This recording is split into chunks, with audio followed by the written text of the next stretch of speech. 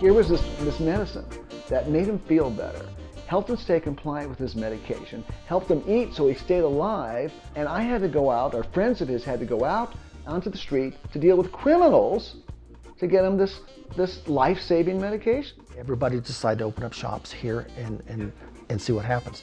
You've got people that had no business experience at all trying to do this. There were no rules at all yet. Now with legalization, they've got like a 30% tax. And I feel like all that's doing is driving people to the underground again.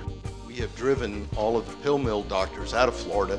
They're now in Georgia, but that's their problem, not ours. And that's a good thing to do.